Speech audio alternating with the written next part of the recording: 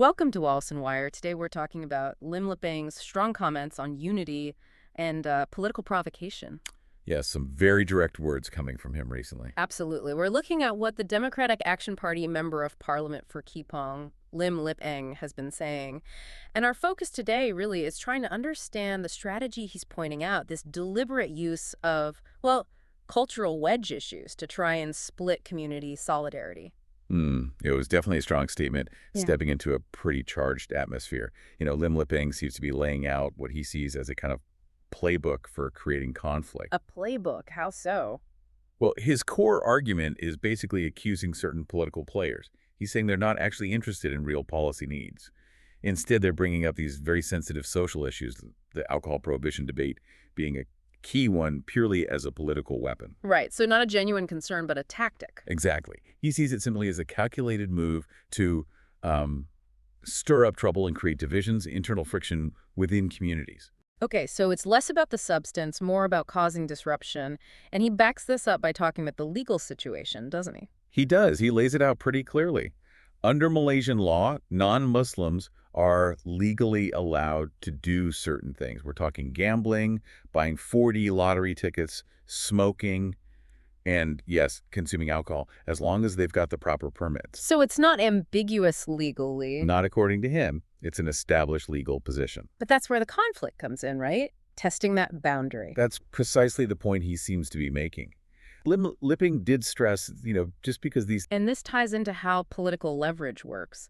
His main worry isn't so much about, say, the act of drinking itself, but the motivation of those raising the issue. Exactly. He argues they don't really care about the legal details or the nuances. What they care about is maximizing the conflict, generating noise, maybe getting some political attention out of it. And he gave specific examples, didn't he, to show this isn't just theory. He did. And that makes it more concrete. He connected it directly to recent controversies, things people would remember, like that dispute over some alcohol restrictions proposed in certain Chinese primary schools. Ah, yes, that blew up quite a bit. It really did. A very local issue that suddenly became a national flashpoint. And he also mentioned the earlier debate about alcohol sales on Malaysia Airlines flights. Right, another one that got a lot of airtime. Why those issues, though? They seem almost minor in the grand scheme of things. Well, perhaps that's the point.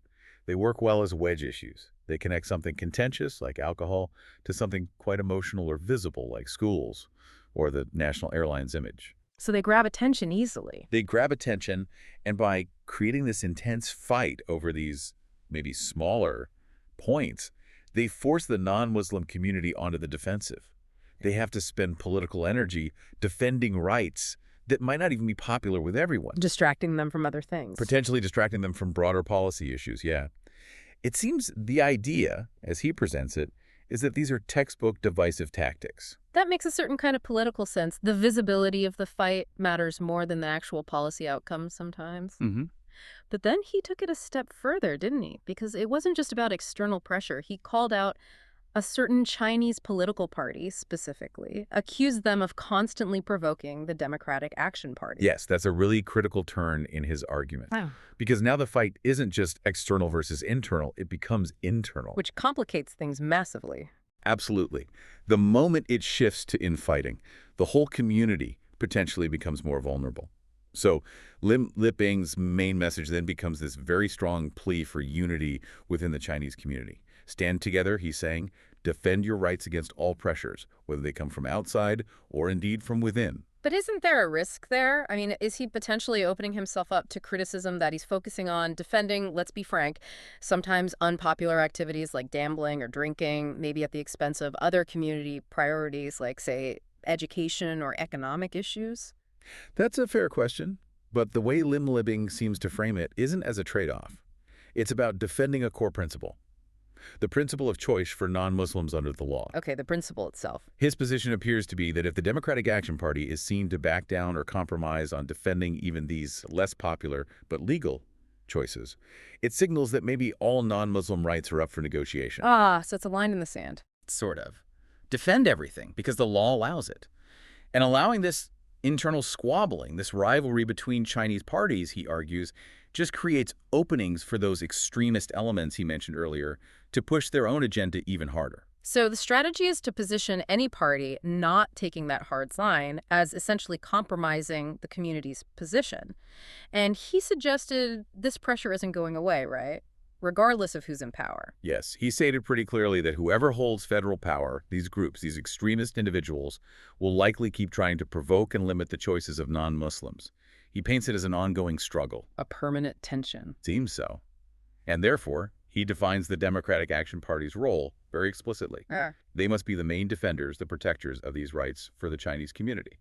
That's quite a specific mandate he's carving out. It is. And strategically, it's quite potent.